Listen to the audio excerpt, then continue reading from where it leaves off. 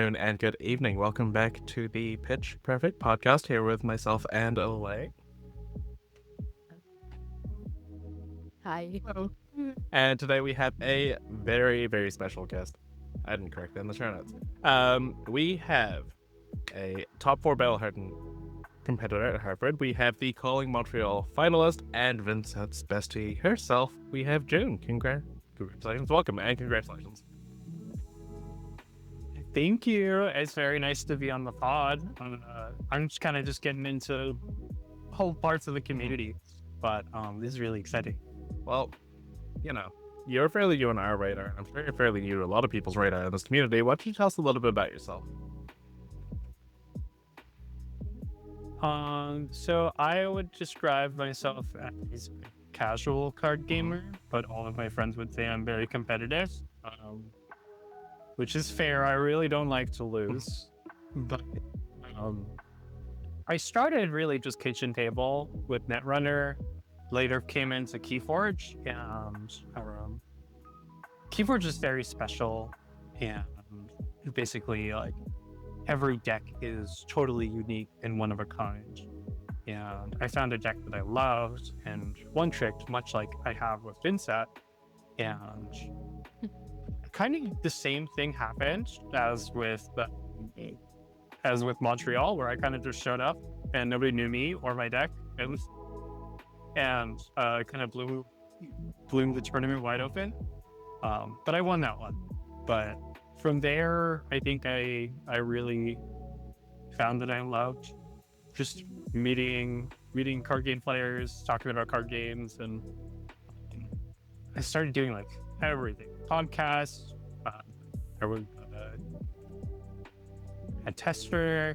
I started the community format which is like Commander in the game with a friend of mine, and so I would say games have always been kind of like my life. I love designing card games, I love playing games, and I've sunk endless hours into games like Slay the Spire, which I really wish I was playing Slay the Spire 2 right now. I assume it's not okay for me to play it during Moonwatch. If I'm not allowed to, you're not allowed to either.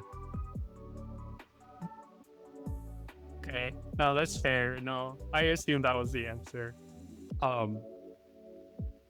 Outside of card games, live up in Albany, and I love our local music scene, especially the punk scene around here. I love the punk culture, and all the old culture around here, the arts. And I've been working as a care manager for our local outreach organization called Unity House, and helping people that are all the mentally ill girly like myself, helping them make positive changes in their life. And it's been really lovely, and I think it's about time to go back to school and work on that again. That's beautiful. Yeah, I love that. Being part of that community, education's important too, I guess.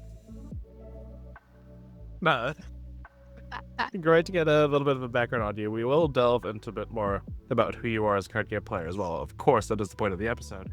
But first, we have our community shoutouts, which is something that we try to do every week. And I feel like we're doing this so often with these people in particular because they're so frequently on screen nowadays. But, of course, we had Scott and Ellie as the casters for the Calling Montreal that are so very present at. And, of course, they knocked it out of the park, as always. They do a fantastic job. So I'm going to shout that out real quick. 5K plus viewers, right? The most ever of any calling? Yeah. That's awesome. And as casters, they do you got to be captivating enough to get those people to stay, right? That's huge. No, I put it all on them. Yeah, I think that's all them. That was not amazing. entirely them. I feel like you were potentially a big part of this viewership as well. There was a lot of hype for you that we saw online. I try to put on a good show. Yeah. Do my best. So, I guess our shout out to you is this entire episode, though. So. Yeah. Well, I sometimes don't count. we shout out when a gender minority hero wins as well. So Vynnset is also a shout out this week, and maybe the whole 3 heroes that were just revealed on Tuesday. Yeah. Shout out them. We're up this week. Yeah. So yeah, shout out Ziggy. I'm so excited. Shout out Ziggy. My like vocal stems since Tuesday when that came out. I saw Ziggy and my brain immediately went like Ziggy, Ziggy, Ziggy, can't you see? Sometimes your words just hypnotize me. That song, and it's just been like constant in my head. I just can't stop doing that. Shout out Ziggy, even though that's like annoying, and I don't know why my brain. I like how for most people they see Ziggy and they're like, yes, Bowie song. Here are so many Bowie references we can make, and you're just like, rap.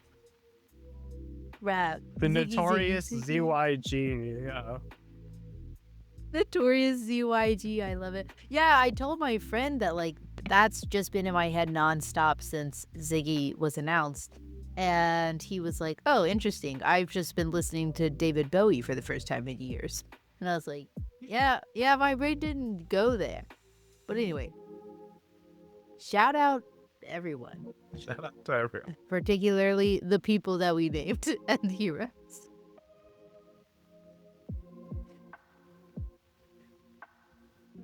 All right.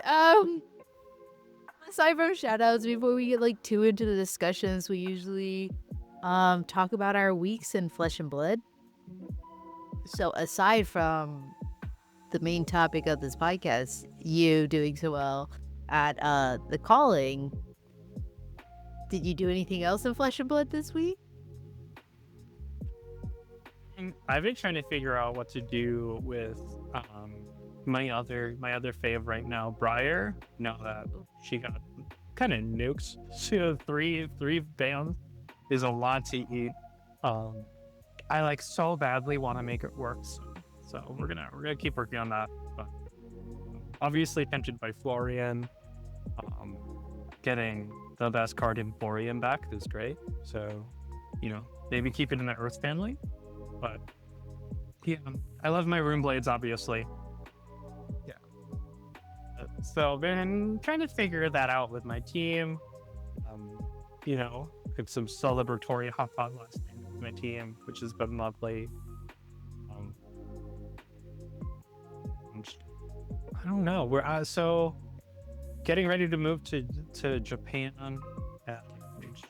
So a lot of prep for Yokohama, which is gonna work out for me. I'll be basically unemployed.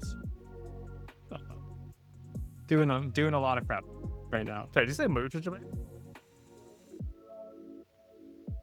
Moving to Japan temporarily, like till August. I was like, moving to Japan for like a calling is wild. But I'm sure there's other reasons. And so that's basically what Jacob Clements does, I think. He just like shows up everywhere. I don't know. I don't think he even lives in England at his point. True. I mean, he wins enough that he can afford to fly around, but like, surely. Yeah. That's me, hopefully soon. Elaine, have you been up to much this week? I've been like losing a lot this week mainly. I was like, let me play Gravy again, and then my brain was just like, and also let's short circuit at the same time. So that's what happened when I went to Armory this week. It did not go well. I did win one game, and it was a gift. It's Tough Nut, and I would be lying if I said there wasn't outside interference. It was just an Armory. But it's like, you're not allowed outside interference. I'm just sitting there like, reviled card. I don't know what I'm doing. Yeah. My first game actually was against a Vynnset who was playing June's List and kicked my ass. So thank you for that loss. I'm just joking. And then I played against a Tough Nut and I won that game, but I don't know. My locals were watching that game and they were kind of trying to help me remember how Gravy worked. So shout out to them for my 1-1 The help was approved by my opponent, don't worry. And then I played against a victor, and I also lost that game. Well, a lot of a lot of clashes, a lot of gold that game though, so that's fun. It's fun to win clashes. I'm not used to that as a warrior player, and so to be oh, my allies kind of have high attacks sometimes, then I get to win a clash. And Conqueror's in my deck, and that wins clashes too. That was fun. I liked to win clashes. But I haven't played Gravy since October, and I was gonna bring Tasai because that's what I always play. And then one of my locals texted, and they were like, "Hey, do you want a deck for tonight? I have Gravy sleeved up." And I was like, "Yeah, that actually change of pace sounds nice. I miss Gravy. Bring it on." He's he requires a lot of thought that I just didn't have. He's also a lot weaker now than he was pre-ban as well. Or a lot less consistent. Well, that's consistent. It's really hard. Oh, sorry. Oh, I was just gonna say it's really hard not to feel rushed, especially if you're rusty on it. Yeah, because it's I really need to sit here and think, and I just don't have the time to think, and I don't remember. And also, I was just drawing some crazy hands. Game 2, I had to go first, and my first hand was 3 sunken treasures and an ally, and I was like, "What the hell? What is?" Anyway, how about yourself, Kiki? Anything? I didn't had a chance. What in the summary? Did we have one? Oh, I think I just needed sleep. I missed armory because I needed sleep, and then I missed my weekly practice because I was drinking. That was my week in Flushing. You know what? Also valid. I guess. It was a staff leaving function. Valid in a different way. Yeah, it wasn't just drinking for the sake of drinking. It was drinking because we had staff leaving, so we were celebrating them, so on and so forth. There was an occasion. But yeah, I guess my week in Flesh and Blood has been on the social media front, basically. Just bubbling along excitedly with all the rest of us as we revealed our little lightning heroes. So very excited about that. That was basically all I've been doing is talking about Acilio and Ziggy. You played at least one Enigma game because you and I played a game True. together this week. We did play one game. That was this week. Also lost. Ye- I lost that too. I guess I haven't won a game of. I did win that one tough. Dang, didn't even give a spoiler warning. That comes out before this episode.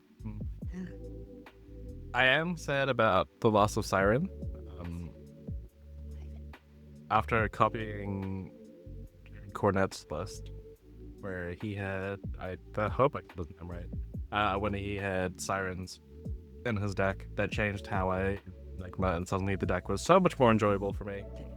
And now that's been taken away, and I miss my little 2 cost 6 damage gain 1 life. Or my block and gain 1 life. That's sad. Yeah. Anyway.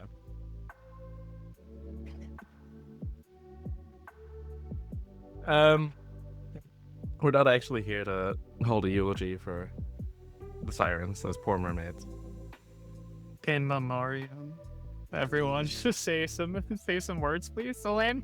Yeah, we could real quick. I mean, honestly, I find it quite disheartening for Sirens to be banned. I was really excited when Mermaids got announced to the game. I did a whole cosplay for it that I wore for a reveal. I worked very hard on it. I wore it in Vegas, so RIP to Sirens, because that's one less mermaid than we already. We only have 2. We're down 50% of mermaid representation in Flesh and Blood now.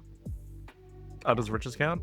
Is the other one Riches? No, the other one is Fiddler's Green. Oh, 3. Okay, we're down 1/3. Fiddler's Green. Because there's Siren, not there's count Riches, Riches? and Fiddler. We cannot count Riches because it's too expensive for anyone to afford not anyway. Sage We're legal. down half the. Yeah, it's not Sage legal. Yeah. That's. There we go. Yeah. Get riches out of here. Half the mermaid population in Flesh and Blood is banned. And that's really rude. Anyway.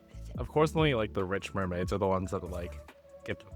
They don't even get worried about ban. They're just on a tier above us, you know. They're too The rich. too high class for This is Sage. supposed to be a memorial. Now we're like bringing out the pitchforks and being like societal issues. Those are my favorite memorials, actually, if they're the ones where the pitchforks come out. Yeah, true.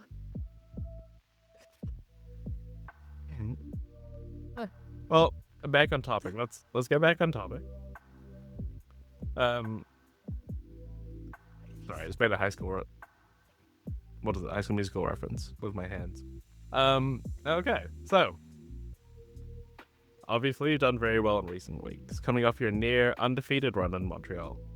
But for many of us, this was our first glance into who you are as a player. Kind of take us back to the start. You know, we got a little bit of a glance at the top of the episode, rather, about who you are. But what is it that drew you into the card game space? What initially appealed to you about card games, and what do you love about card games?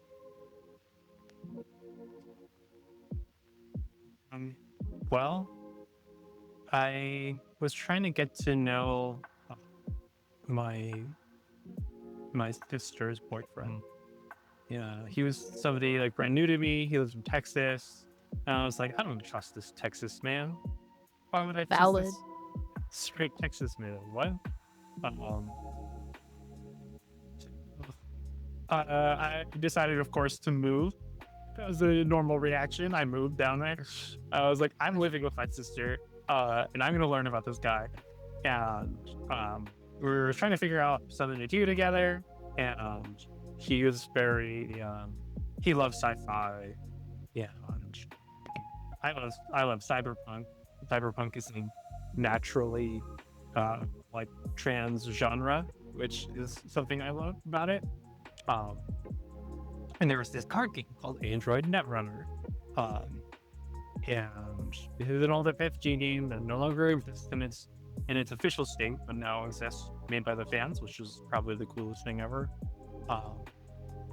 And it was like an asymmetrical card game, and that was so cool to us. And so he played the corporations, and I played like the runners, and we just played our own little meta game. Like, I don't know, once in a while we looked at like deck lists online, but we just played to each other. I think card games being a space where you and your opponent are kind of telling a story together is like really amazing to me. I think that's like kind of peak card games.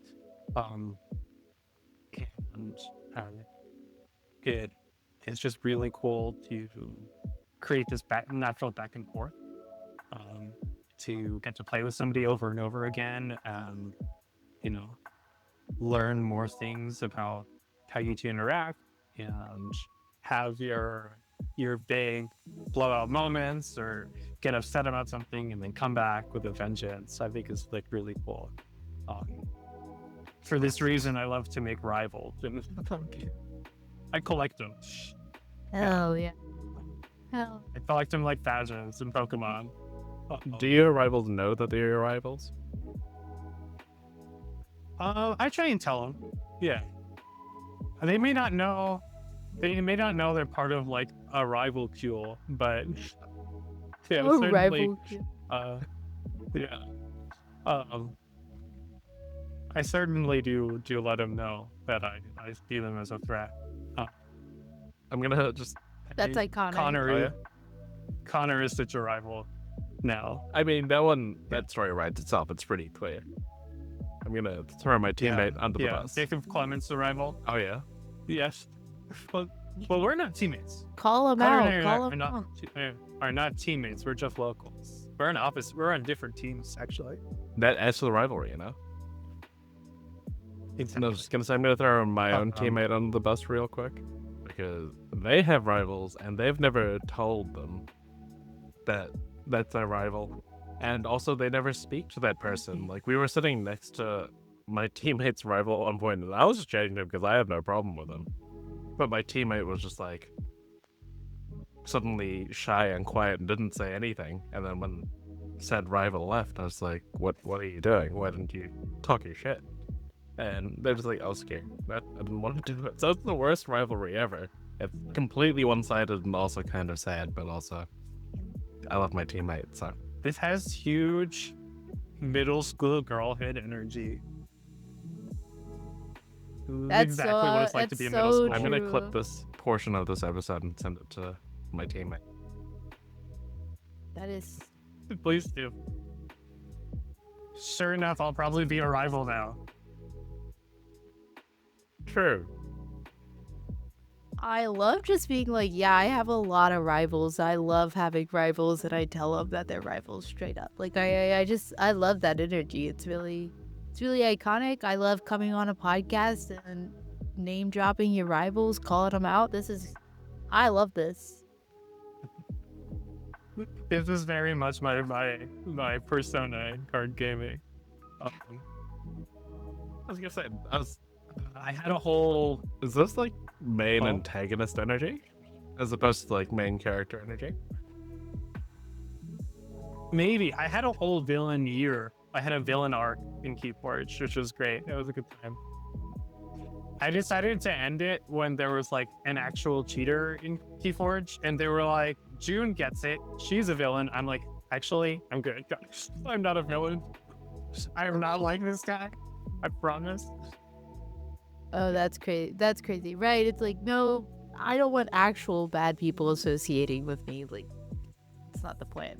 I love saying I just I like had a him. villain year. That's great. I love that sentence. Everyone deserves a villain year. Maybe this should be my villain year. I Yes, love You that. already started it with Yes. what is it? Not Heavy Hitters, the other one, Super Slam. Oh, Ooh, true. yeah. Yeah. Set the categories to red. And The only option is yellow, and it's not intentional. Every now and then it just changes to Well- yellow, and we don't know why. Sometimes they turn yellow. I could change the blue light in the background. Oh, put some like red paper. Oh yeah. Red.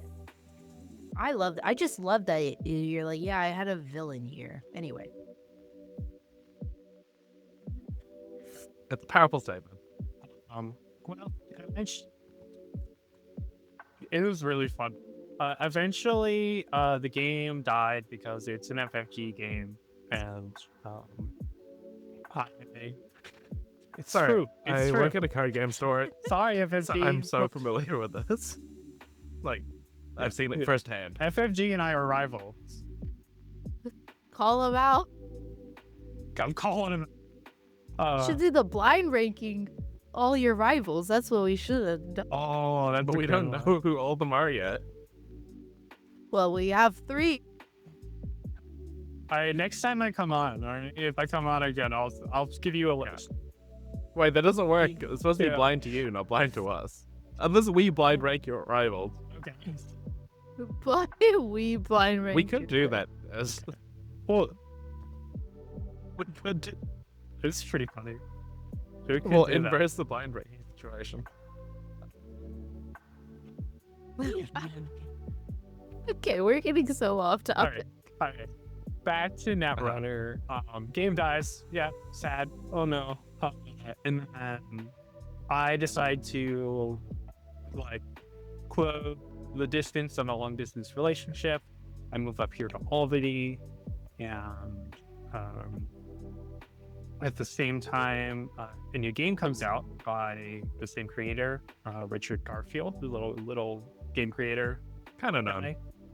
Indie guy. Yeah, indie guy. He made like an Uno game or something like that. He made this game, and I was like, okay, new game, same creator, probably fun. And Keyforge was super cool. I like missed so much about it. Unfortunately, everything except the games sucks ass right now. So I'm sorry. I'm sorry to all my friends who still play it. You should really Flesh and Blood. It's really great.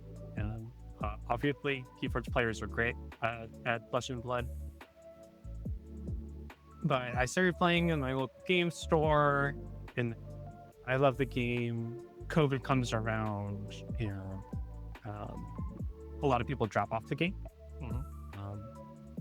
And I just keep playing leagues online, and playing leagues online against the only people left that are playing leagues online. Are you familiar with the phrase "steel sharpens steel"? This is like we all entered a hyperbolic time chamber in which we trained endlessly against the best players in the world for like 3 years or something, however long COVID was. I forget now. It was crazy. Um, um, and I come out of it like just totally in love with the same deck I've been playing. I the same way that Flesh and Blood is the game where I get to play Vynnset. This is the game where I got to play my deck Becky. And I just played it like a phone game. Like I would just hop on during lunch, like on the bus, just whenever I had the chance, like watching TV. I would just jam games. It was like so fun. And the very first tournament comes around after COVID. Everyone's excited. I play my deck, and the tournament system, like the tournament organization, like Jam, sucks. It's awful. It's awful. So to the point that I have a 3-hour break in between rounds, and I don't know that it's going to be 3 hours. I don't actually know the terminal point is. And I ended up missing my round by like 11 minutes, which resulted in a game loss. And like a X and 1 run, the only loss being to the eventual winner of this tournament. Yeah, this is completely heartbreaking to me, and I think it's a very foundational moment of card games. I think from there, I like tell my friends in the car, like, "Hey, I just booked a flight to the next event. I'm going." And I think from there, I was kind of bitten by the bug, and that's where I really decided, like, I'm good at this. I'm gonna push myself to keep playing. Wonderful. Now, of course, you've mentioned multiple games. In the discussion, you mentioned Netrunner and Keyforge. What was it about those games that made you explore and search for kind of something more in gaming experience? Was there something in particular about those games? And then conversely, is there anything in your previous experiences that you kind of want for Flesh and Blood and your kind of career now in the Flesh and Blood space? I learned to like really love the opponents I met, and I enjoy the community so much, and I love celebrating their wins and encouraging people and coaching people and helping them get better. And then it was so heartbreaking to me, like the competitive scene wasn't really celebrated by the game company, and this was like made Flesh and Blood naturally appealing to me as a game that celebrates the competitive community, and it celebrates its community in general. But like, at least like there's a lot of respect in the community, a lot of effort to make things better. I think that's awesome. I think it's so cool. As far as like old games, like things I miss tapping and untapping creatures. That was really fun. Honestly, the upkeep of that is like super cool. I love all that stuff. That was something really fun to keep forward. I miss the cute art. I was so upset about like Flesh and Blood for a while because it's just like so edgy.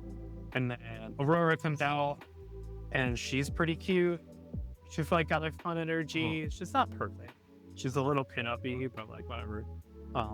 And then Tough Note comes out, and finally we have a cute hero. Just like a purely wholesome, cute hero, and I'm like, thank you for that. I hope we keep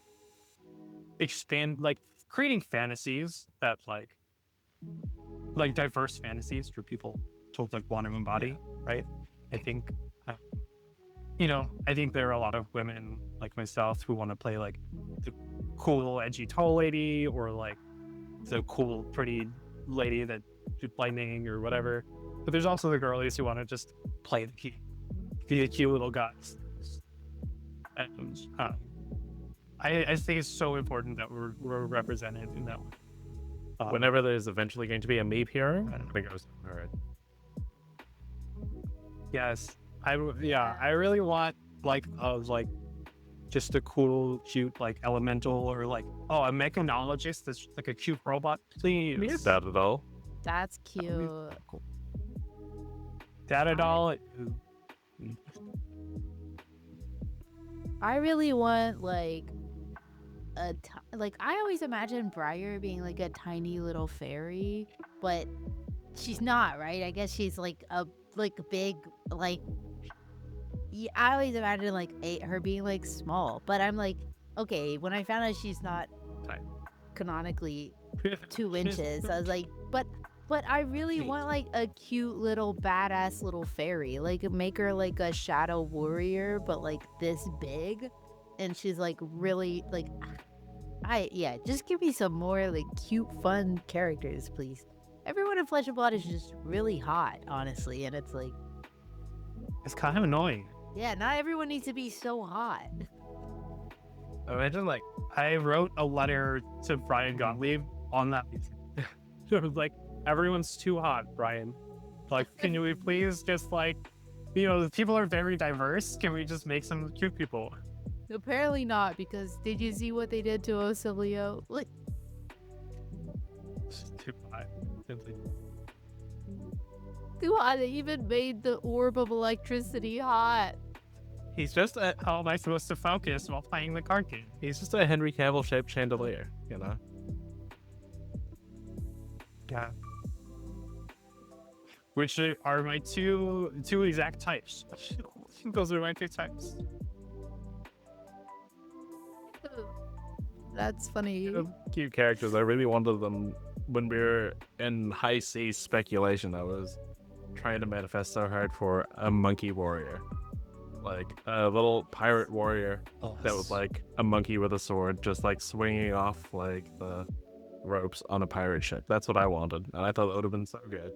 But I also wanted That's an cute. illusionist that was Ursula from Little Mermaid, who would summon Kraken. That's so cool. These are Yes, that's what I wanted. both amazing ideas. High Seas 2? Yeah. LSS, you can just send me a box or a case. Just send me the marbles. I don't even need the whole box. As thank you for these beautiful ideas. They're such good ideas. Honestly, I remember when you told me about these ideas, and I went from being like, I don't know if High Seas is the set for me, because honestly, I don't even know how you did it, because at the time I was like, I don't want them to do pirates in like a Disney way. I want them to do pirates in like a Pirates of the Caribbean, gross, grimy pirates way, because that's just more my aesthetic. And then, then you gave me 2 Disney ideas of Ursula and a monkey with a sword, and I was like, Suddenly I'm excited for High Seas. I don't know how you did that. Anyway, to get back on topic, being a tournament grinder is like, it's honestly, it's really tough. It's hard work, and you have a lot of highs and lows that come with successes, and honestly, for lack of a better term, come with failures as well. So what kind of processes do you go through to maintain a healthy like tournament grinder mindset? I think it's really important to understand there's like no single game of Flesh and Blood. There's no single tournament. There's not even a single season, right? All of this is almost like one game to me. The only the only moment that really matters, or like the the only like game you really need to internalize, like say like, this is the most important one, is the one where like you win. Like all the rest really. In Netrunner, you could play as like a runner, and you're trying to like find like secret agendas in like a corporation, and you like are like diving into servers and like getting through like firewalls and stuff. And oftentimes you jump in, you get bitten, and you have to jack out, right? Like you're saying, I can't get through this. It's like there's probably something juicy on the other end of this, but I failed. But I've learned something. I've learned what is in this server. I've learned what I have to deal with. And you don't give up the moment that happens. You just you say, okay, this is what I learned. Let's actually try this other server, or I'm going to prepare and then come back to the same server. And this is how I see tournaments, is like individual runs, and times when things often go poorly, or times when it looks like I almost win, and then I learned something, right? In the end, you see yourself as being the success is always like the hardest, like the easiest way to like drive yourself into share. Like I think that's something a lot of people misconceive about being a tournament grinder, is like not that we're grinding until that success, is we're grinding until we stop learning. Wow. I think when you stop learning, it's probably a good time to take a break. It's very, there's all sorts of reasons why you might stop learning. You probably won't find them out unless you can figure out what exactly you were missing. And start talking to your friends and saying like, hey, I missed this about the game. And then like coming back into the game from like a point of like, this is what I missed, but let's play from this perspective of joy. Like this is the thing that like brings me joy about the game. Let's do that. This mindset is like incredibly important to just keep your drive going. And something that makes sense. Yeah. No, I think that makes a lot of sense, and I think your point about like when you stop learning is a good time to take a break. Like I think that is really powerful. I think a lot of people like just don't think of it that way, and I just think that's a really good perspective. Also, like when asked this question, obviously, we prepare questions ahead of time and stuff, but even just in the first like 30 minutes of the conversation before we got to this point, like you stated at the very beginning that you view yourself as a casual gamer, but like your friends don't, and like watching you on stream, like this is not really how a casual gamer plays. Like you make it like really smart. You're a very smart, very good player. But I think that we're talking about being a tournament grinder, but you just have like a very healthy outlook, it seems, and like you don't really view yourself as like a tournament grinder that comes with like all the pressures. Yeah. Like at least that's how it's like coming across in this conversation. I think that's just like a very healthy mindset to have, and obviously it's working for you. Yeah, I'm sure like it's a more kind of more common experience than we expect. It's not like the stereotype of what we expect of a tournament grinder who plays day in, day out, as many hours as they can, just to keep on working in those like small percentage points kind of thing, like,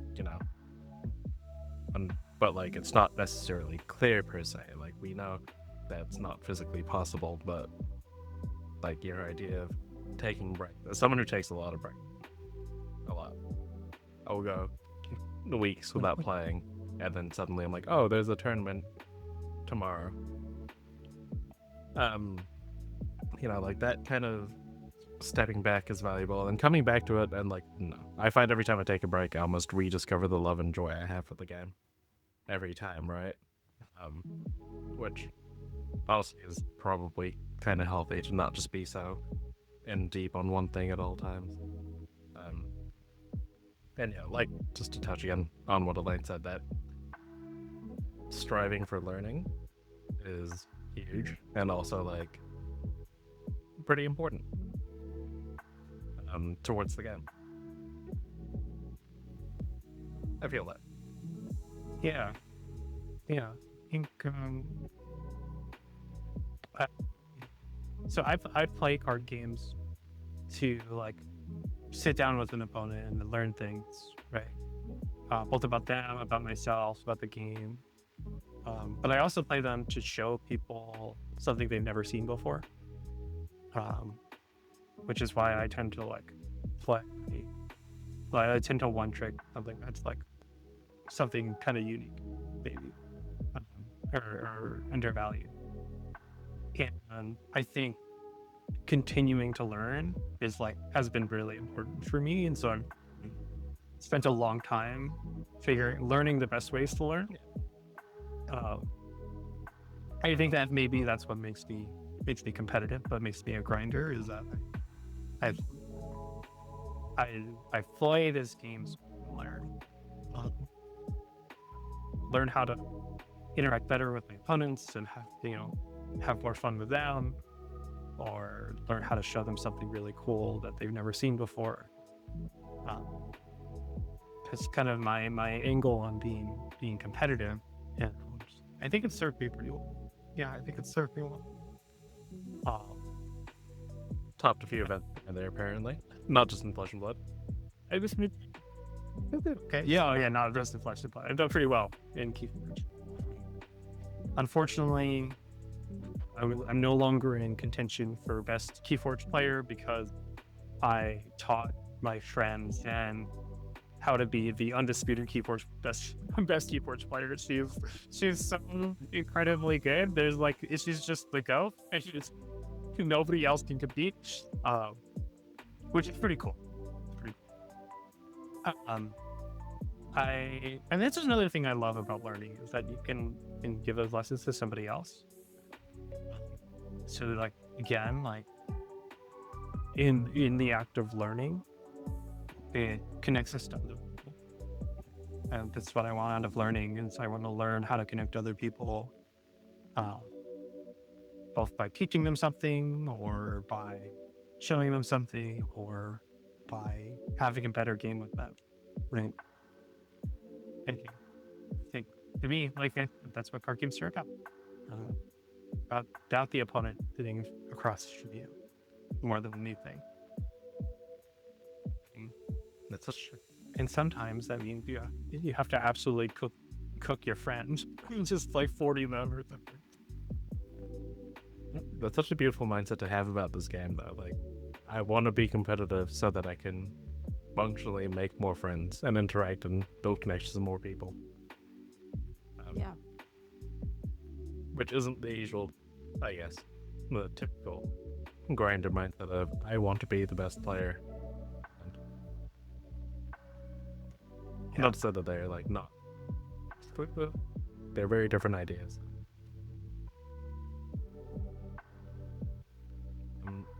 It's simultaneously beautiful and really sad that I want to, like, win friends, you know? True.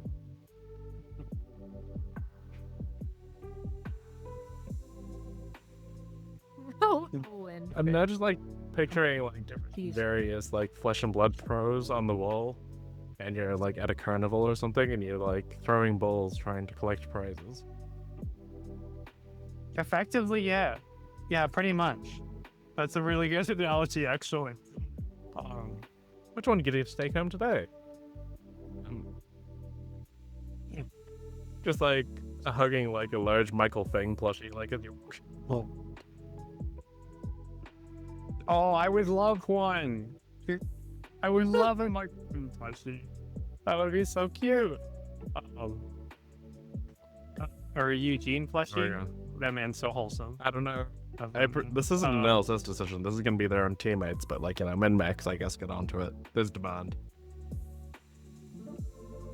Yeah, there's demand. There's so much demand. And for pro player plushies. Yeah. And it's alliteration. Yes. Those are pretty cool. Yeah, I think a lot of this is actually inspired. A lot of this mindset was inspired both from like my foundation in loving card games, like playing card games to connect with somebody, right? I did to connect with my now brother-in-law, but also from watching anime. There's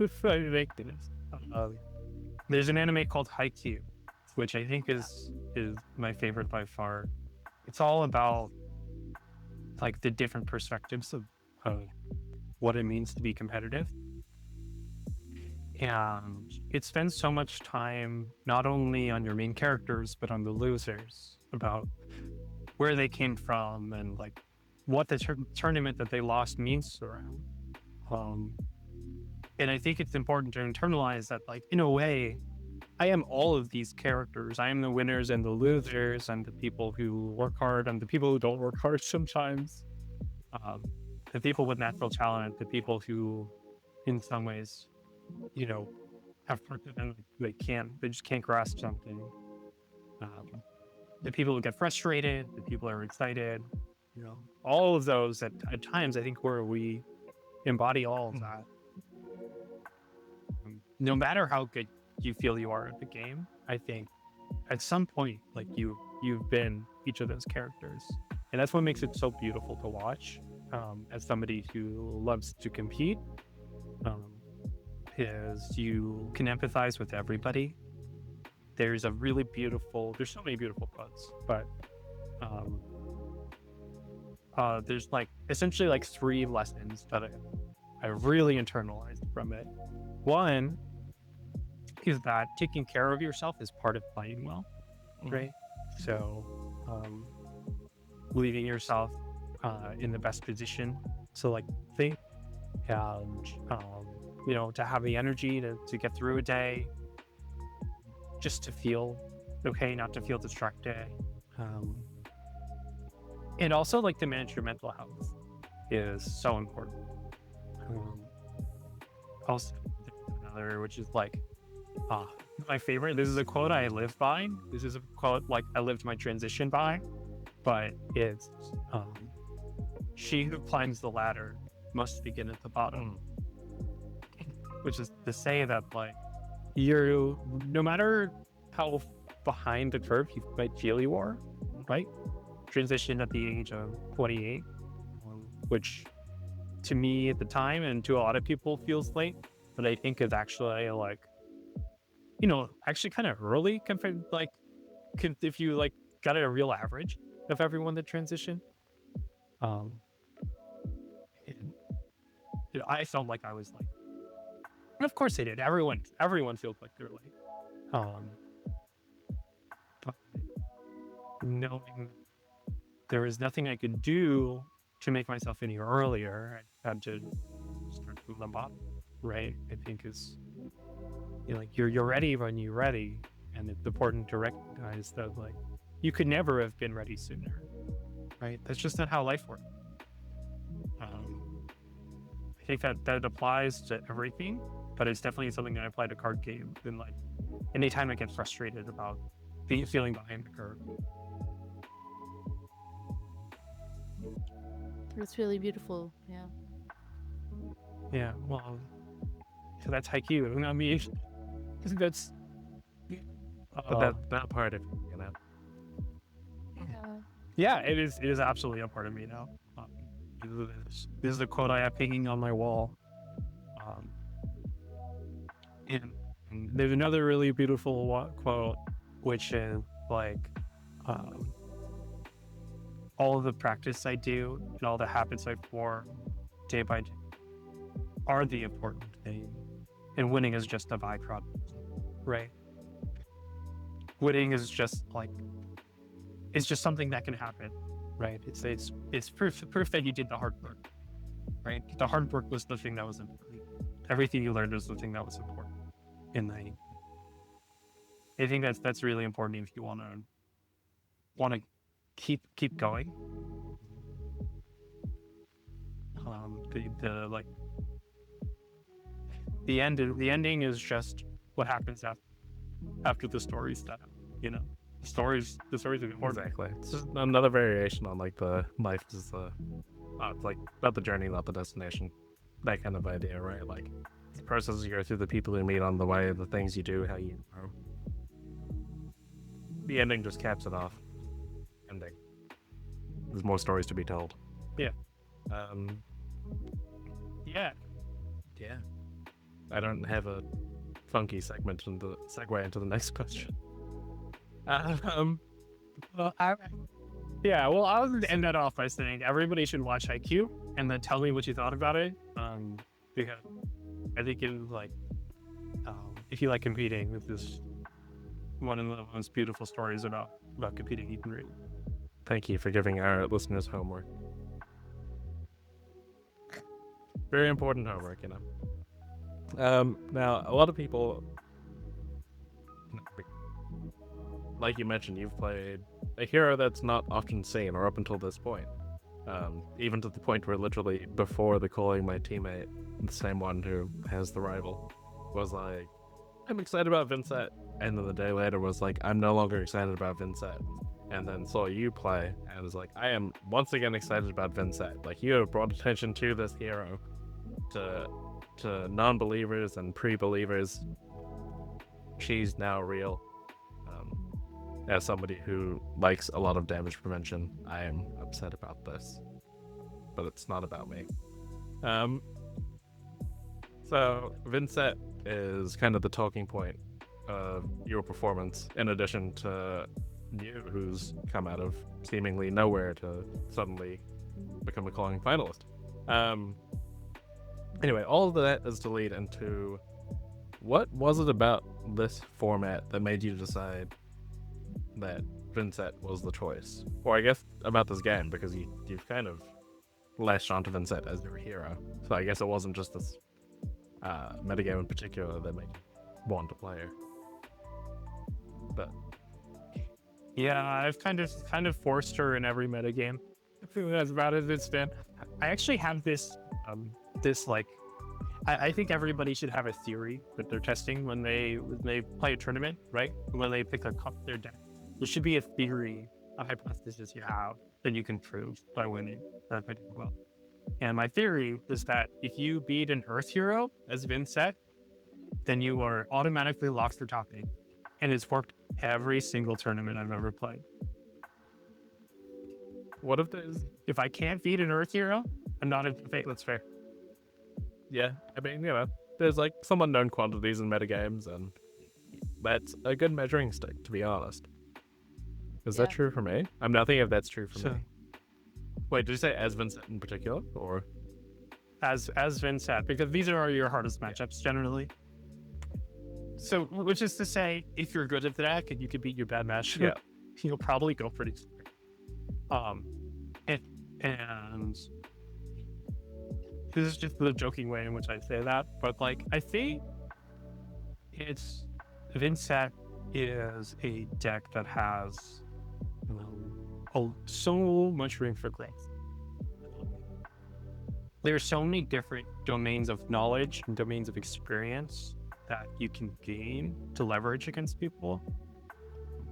I think she's very much like a deck rewards knowledge and a deck that rewards an understanding of tempo.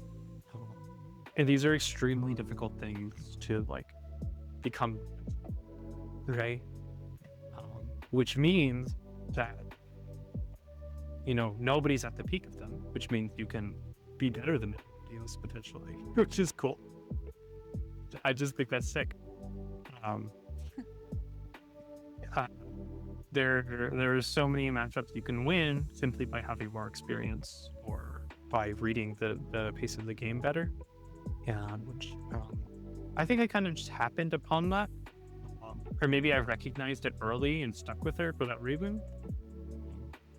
But that is, I think, the reason. It does. Not being attacked. I'm so sorry. It's so funny. I does. I think this is the reason why you can force Vynnset into kind of any meta. Yeah. Is that because you think you can Yeah, I think adapt Vynnset to any meta? Or because you think most people aren't prepared for Vynnset in the meta and it's the inverse? Where because there's underprepared for this, you can kind of take advantage of that. I think you can adapt your play to any meta. I think Vynnset herself, like the deck is like pretty straightforward. As far as like the cards that go into it, I don't think there's a lot you can do outside of like before you get to the table to improve your matchups. It's everything that you do at the table that allows you to adapt. Yeah, commenting on your play now real quick. Like, kind of fascinating what you like intentionally leaving blood dead cards knowing how many, or trying to figure out how many you need left in future turns, your chances of like hitting or missing your draws and stuff, because obviously she's a Runeblade. And Runeblades can Runeblade, and you draw all non-attack actions or all attack actions. Turn doesn't turn out the way you want it to, right when you gain the tempo. Like, I'm pretty sure there's a few times I was watching your games where literally you have the tempo, you're ready to go, you draw your hand, it does nothing. So like the fearlessness of being like, yeah, I'm going to lose some life points here and there, but I just need to make sure I have the threats recurring. That's like a pretty key gameplay pattern for the hero that's not the easiest to pick up, I'd imagine. Yeah, you die a lot learning that. Yeah, I suppose you can go the opposite route, right? Where you're like over preparing and you're taking too much damage across the course of the game. Yeah. So definitely can see why. It's one of the hardest things to learn. But also Yeah. feel like one of the most important for that hero in particular. Yep, and that's why she's so difficult. We're not talking 4 head jabs on a turn. It's not Syndra, who I love, dude. Don't get me wrong. I say that with affection. Very cool. Do we have time for some of these segmented questions, or do we just go straight into listener questions? We have time. We have like 15 minutes. I mean, it's gonna be a long episode, but I'm assuming this part's getting cut out real quick. Maybe. If not, Maybe. you get a behind the scenes viewer. Well, we're gonna go into our quick special guest segment now, where we kind of cater some things specifically for you. And in this case, we've kind of gone for like a little bit of a what would you do kind of thing in Flesh and Blood. Like, how would you change things a bit? So, like, the first question, we'll just try to rapid fire these real quick, is if you could change one thing in Vynnset's design, what would you change? If I were greedy, I would just say that the banish at the start of the turn would be a main ability. Yeah, I think that's what a lot of Vynnset. It is extremely greedy.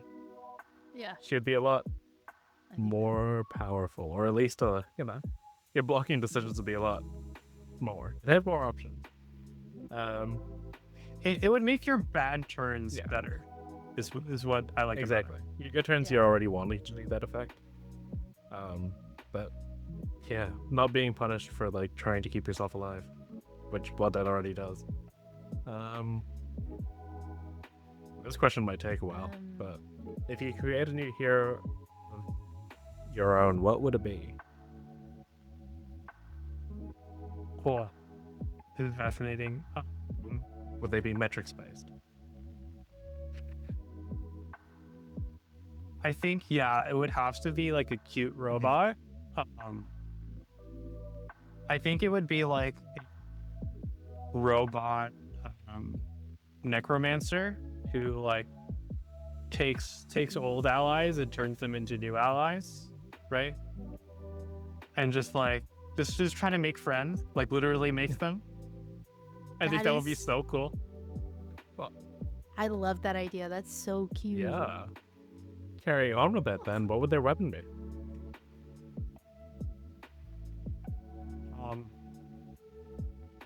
I think their weapon would probably be like some kind of shotgun that grinds up allies and then shoots them as scrap. You're making friends just to shoot. Just shoot them at. Are you still Yeah. making Jenks as a character? Like, from Oh, it's kind of like Jinx, but sad in a different way. Yeah. If you were a class, if you were a hero, like what class and or talent would you be? Oh, I'd for sure be Chaos. I feel like this has got to be the one people say the most, but like I'd be Chaos. I'm not the most consistent kind of person.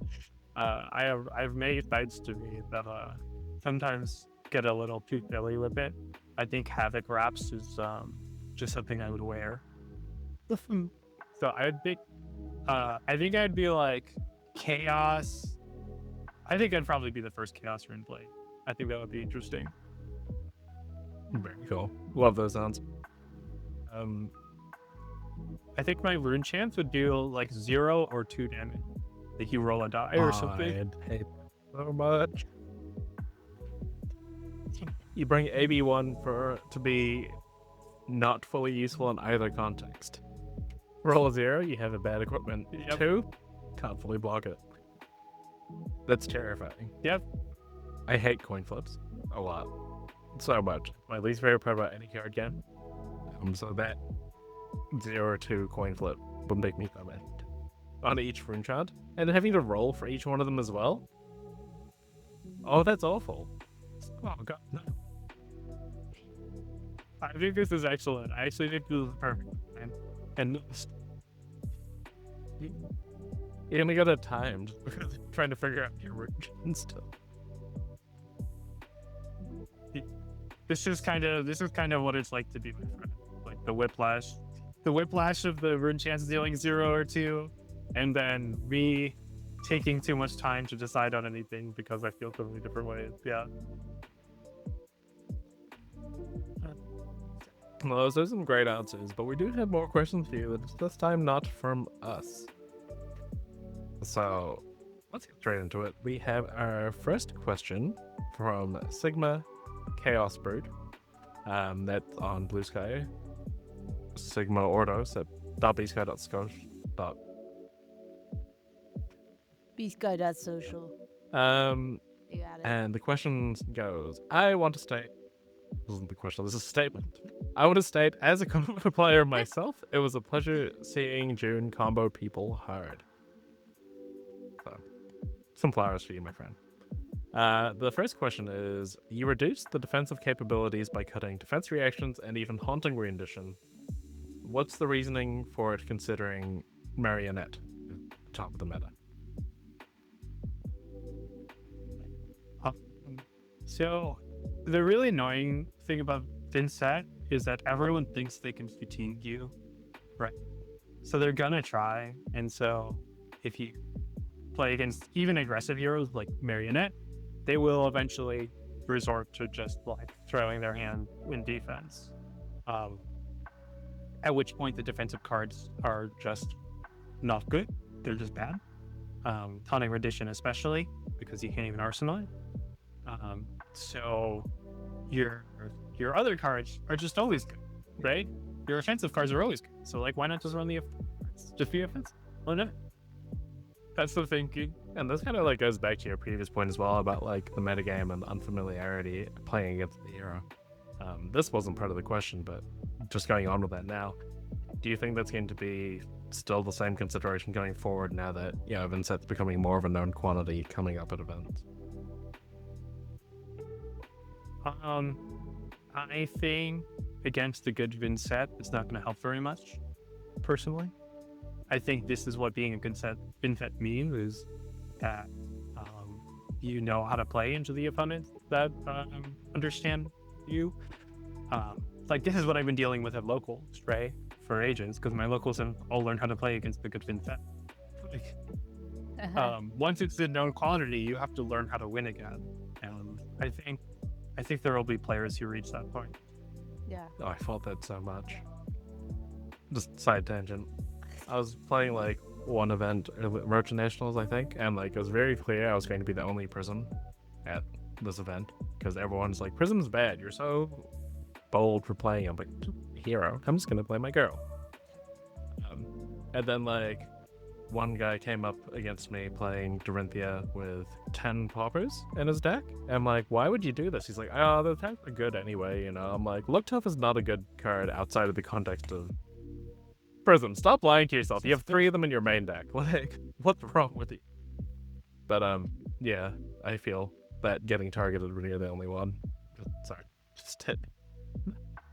And the second Noah Bagelman once brought Arcane Barrier to a pro quest exclusively because he knew I would be there. Yeah.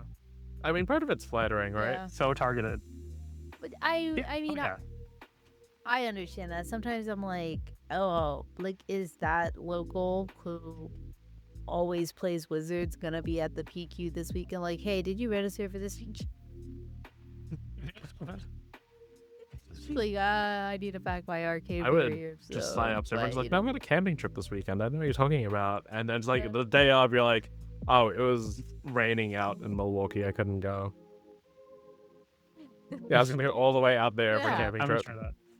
Yes, I guess I'm here, by the way. Arcane damage. We have a second question also from Sigma. Does Vynnset's lore hasn't Vynnset's lore impacted your choice of the hero or just the playstyle? I think we played her for like a year without reading the lore. So I would say not a ton, but in reading her lore, I think it's really sick that she's like this character who just wants people to like recognize that there's pain in the world, right?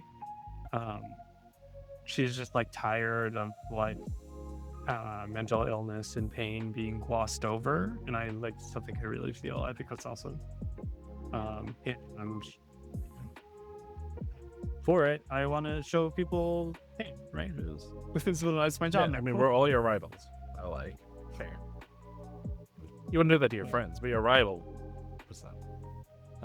Adding on to that question then real quick. Did the flavor, like, you know, the aesthetic of Vynnset appeal to you when you were initially choosing the hero? Oh, yeah, that's the whole reason I Yeah. picked her.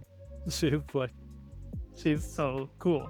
Like, She's again, so I struggle to find any character that fulfilled like a fantasy I wanted to embody in the game until I found Vynnset. Like, yeah, she talks to like eldritch monsters and causes them to like destroy entire cities. Yeah, she gets me. Yeah. She's really cool. Really sick. We have one more listener question from the Magistrate of Incest Valhalla, or ogresetti.bsky.social. They asked, the added recursion to Vynnset with deep recesses gave her a very healthy boost that we saw on display on stream. Were there any cards like Remembrance that you considered that would allow you to get more use out of some cards? Remembrance, this one is probably just a better version of Embalm, which we got, which is just a third of Remembrance, which is fascinating. Okay, sure. Why would I play that? I think that DRE is Deep Recesses is awesome because it effectively gives you like a codex-like effect where you're recurring stuff for right now. And who doesn't like codex? Codex is great. Why not play that? I think, sometimes I've thought about Remembrance mostly because I want to recur RuneChain generation, but I think I've yet to see a fatigue player I can't beat. So I'll think about it then. Good answer. Good answer. Nice. Good answer. Deep Recesses was definitely like one of my favorite cards from Compendium. And now that I've seen it in play and what it does, I feel justified in my feelings. Like, it's funny. Bolton was the hero that I always thought was really cool but never played, and I think that's now been like overtaken by Vynnset. The hero I think is very cool, but I'm realistically never gonna play it. But not out of Okay, it's still a huge compliment. I'll take it. I just like there's if I'm being real, like I'm like all these heroes are cool, and then I play Prism. Like we have a cool new non-binary illusion spike. This is so fantastic. Herald. What? I'm just being real. I respect it. I do the same exact thing. I play so many heroes and then drop them Yeah. for Vynnset. Yeah, I'm the same way with Kasai. I'm like, wow, these heroes are really awesome. And then I'm like, that's just my side piece, actually. Your husband is your side piece. Yeah, my husband is my side piece. My wife is more important, sorry. Well. Okay, so that was all the questions we had for you, all the discussion that we had intended for you. It was lovely to have you, of course. Coming to the end of the episode, do you have anyone you'd like to shout out, thank, call out because they're your rival? I'm gonna call out Connor. I'm gonna call out Jacob Clements. I'm gonna call out Noah Bagelman. I'm gonna call out who else? Colin Topper, my teammate. You're my rival. He's picked up Vynnset. I have to make sure I do better than him at Yokohama. I'd like to call out Brian Gottlieb. Need more cute heroes, Brian. Need more cute heroes. Yeah, we need more cute heroes. I wrote you a whole letter about this. Who else did I call out? Anyone else? This is on you. I want nothing to do with this. 5. We could have done the I want to call out blind race. every new Vynnset player. Fight me. I want to call out. No, that's good. That's probably it. Min Max for not having the Michael Fung plushie yet. Yeah, Min-Max. Get those pro plushies. This is just clip this for the promo. I want to call out, like, all these people better watch the episode. What did you do? I'd like to also call out any of my opponents. Feel free to add me as a rival. It's a two-way street, right? Very important. You know, you have every right, to declare me a rival. Well, if somebody wants to crash you as your now rival, where can people find you online? Find me on Bluesky as Interflow. This is a holdovers from my favorite Keyforge deck. And I'll be writing a Metafy per popular request. So if you're interested in like a all-in-one, like amazing resource where I'll probably link all my interviews and stuff, check it out. I think I have a lot to say about learning Vynnset, about knowledge, experience, and tempo. I think it'll be a really helpful resource. I think I'm just going to make it $10 so a lot of people can make action. I think that's the most important. For sure. You want people to actually read this? Be accessible. Yeah. I am moving, so it is unfortunately going to take me a little bit longer than it otherwise would. But yeah, I'm excited to present that to y'all. Cool. If that gets done by the time this episode goes up, that will be in the link down below. Hopefully, link the description down below. And of course, you're also interviewed by the Iron Maiden recently, correct? Is that the name of the channel? Yeah. So that gives more of a breakdown of the actual deck compared to what we've done here, where we've just called people out. And so if you want to learn more about the deck, make sure you check out that link as well. I'll try to remember to put that down below.